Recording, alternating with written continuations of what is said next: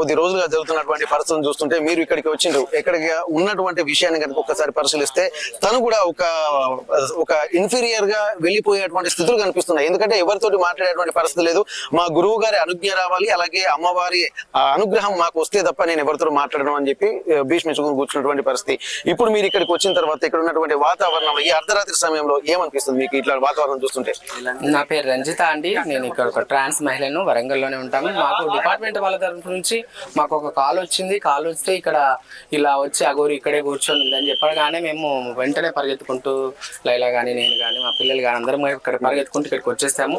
వచ్చాక తనతో మాట్లాడడానికి ప్రయత్నం చేస్తే తను ఏమంటుందంటే ఒక 5 రోజుల వరకు మాత్రం నేను ఎవరితో మాట్లాడను అని చెప్పేసి తను మా మాటలు అయితే విన్నది. ఇంతవరకు తను మోటివేట్ చేయడానికి అయితే మేము ప్రయత్నించాము. ఎందుకంటే మన వరంగల్లో వచ్చేసరికి ఒక ట్రాన్స్ అనేసరికి ట్రాన్స్జెండర్లు అందరి మీద కూడా ఎఫెక్ట్ పడే అవకాశం ఉందనే ఉద్దేశంతో తనకైతే మేము చెప్తున్నాం. నిజానికి అగోరీలు అంటే కూడా ఎఫెక్ట్ అంటే ఎలాంటి ఎఫెక్ట్ పడేటువంటి అవకాశం అంటే తనకు ఇప్పటి వరకు సోషల్ మీడియా మొత్తం కూడా తనను ఒక ట్రాన్స్జెండర్ గానే గుర్తిస్తున్నారు. ట్రాన్స్జెండర్ అంటున్నారు కాబట్టి ట్రాన్స్జెండర్లు కూడా ఇలా చేస్తారా అనేది ఒకటి పబ్లిక్ లో థాట్కి వస్తుంది కదండి. ఆమెను కొట్టడము, నిన్న విజయవాడలో జరిగిన సంఘటన, ఆ హైవే రోడ్ లో చేసింది తను, అలాంటి హంగామాలు జరగడం వల్ల ఇప్పుడు ట్రాన్స్జెండర్లలో కూడా ఇట్లాంటి అఘోర తత్వంతో కూడా ఉంటారా అనేది ఫస్ట్ టైం ఏమైతే చూడడం. నేను అఘోరీలను చూశాను, దాదాపుగా నేను ఢిల్లీలో ఉన్నాను. ఒక 16 years వరకు అఘోరీలను చూసాను. అక్కడి ప్రాంతంలో మేము చూసినప్పుడు కుంభమేళ టైంలో మేము అఘోరీలను చూసాము. అక్కడ అఘోరాలు కానీ అఘోరీలను కానీ చూసాము. కానీ దాదాపు కూడా వాళ్ళ పూజా కార్యక్రమాలు ఏందో వాళ్ళేందో చేసుకుంటూ వెళ్తారు. తను మాత్రం మన జనజీవన శైలి లాగా మన సనాతన ధర్మాన్ని ఏదైతే కాపాడుకోవాలి అనుకొని జనజీవంలోకి అయితే తను ఫస్ట్ టైం వచ్చిన అఘోరిగా అయితే నేను భావిస్తున్నాను. ఎందుకంటే ఇప్పటి వరకు ఏ అఘోరీలు కూడా మేము ఒక 30-40 ఏళ్ల బట్టి మేము చూస్తున్నాం అఘోరీలను. కానీ ఏ అఘోరి కూడా ఇట్లా సనాతన ధర్మం కాపాడాలని కానీ పబ్లిక్ ఏదో తెలియజెప్పాలనే ఉద్దేశంతో తను ఇక్కడికి రావడం అయితే జరిగిందని నేను అనుకుంటాను. తెలుగు రాష్ట్రాలలో మాత్రం ఒక విషయం నేనైతే చెప్తున్నానండి, ముఖ్యంగా సోషల్ మీడియా అనేది తను చాలా హైలైట్ చేస్తున్నారు. ఎందుకనంటే ఈ మీడియా కనుక లేకపోతే తన పని ఏదో తను చేసుకొని పోయేది కావచ్చేమో కదా, మనకు తెలియదు కదా. మీడియా ద్వారానే కదా తను బయటకు వచ్చింది.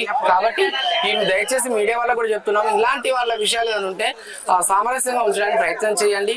అలాంటి వాళ్ళని కూడా బాగా హరాస్మెంట్ చేసినట్టుగా కూడా ఇప్పుడు ఈ మీడియా ద్వారా కూడా ఏమవుతుందంటే తనకు ఒకలాంటి హరాస్మెంట్ జరుగుతుంది. దాని ద్వారానే డిపార్ట్మెంట్ వాళ్ళకి కానీ పబ్లిక్ కానీ ఎక్కడైనా కానీ ఇబ్బందులు జరుగుతున్నాయి. ఈ అర్ధరాత్రి ఇక్కడ డిపార్ట్మెంట్ వాళ్ళు పాపం డ్యూటీ చేసుకోకుండా, వాళ్ళు పొద్దుంతా డ్యూటీ చేసి వాళ్ళు ఇళ్లలో పోకుండా ఈ టైంలో అర్ధరాత్రి శ్మశాన వాటికి ఇక్కడ ఉండాల్సిన అవసరం అయితే పోలీస్ డిపార్ట్మెంట్ వాళ్ళకైతే లేదు. కానీ తనకు ఒక రక్షణ లాగా ఇక్కడైతే మన వరంగల్లో అయితే రక్షణ కల్పిస్తున్నారు. పక్క రాష్ట్రాలలో నిన్న జరిగిందంతా కూడా మనం సోషల్ మీడియాలో చూసాము.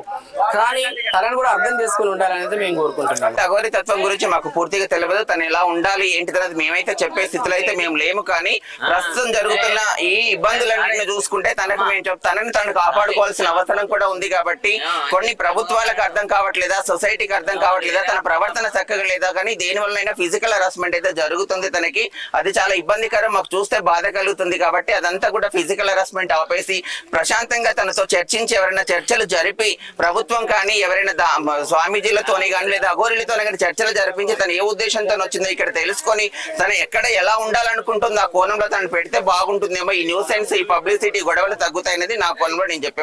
ఇప్పుడు మీరు ఈ కోణంలో తనకు చెప్తున్నారు, కానీ ప్రజలు కూడా ఒక వేరే రకంగా చూస్తున్నటువంటి పరిస్థితి. ఇట్లాంటి పరిస్థితుల్లో తను ఒక అన్ని వదిలేసి తిరుగుతున్నటువంటి నేపథ్యంలో ఈ ప్రజలకు కూడా మీరు ఏం చెప్పదలుచుకుంటున్నారు? ఎందుకంటే కొన్ని దాడులు జరుగుతున్న నేపథ్యంలో అంటే సార్ ఇక్కడ ప్రజలకు అఘోరి తత్వాన్ని అర్థం చేసుకునే వాళ్ళైతే తను భక్తితో చూస్తున్నారు, తెలవని వాళ్ళు తనను ఒక వింతగా చూస్తున్నారు. కాబట్టి ఆ వింతగా చేసే వాళ్ళతో మనం ఒకటే చెప్తున్నాము, ఎవరికైనా సరే పబ్లిక్ లో ఇంతకు ముందు అలా మన సమాజంలో అలా గోరీలు తిరిగిన సంఘటనలు చాలా తక్కువగా ఉన్నాయి. కాబట్టి అది సొసైటీకి కొంత వింతగా కనబడుతుంది. కాబట్టి వాళ్ళు ఒక వింతగా ప్రవర్తిస్తున్నారు.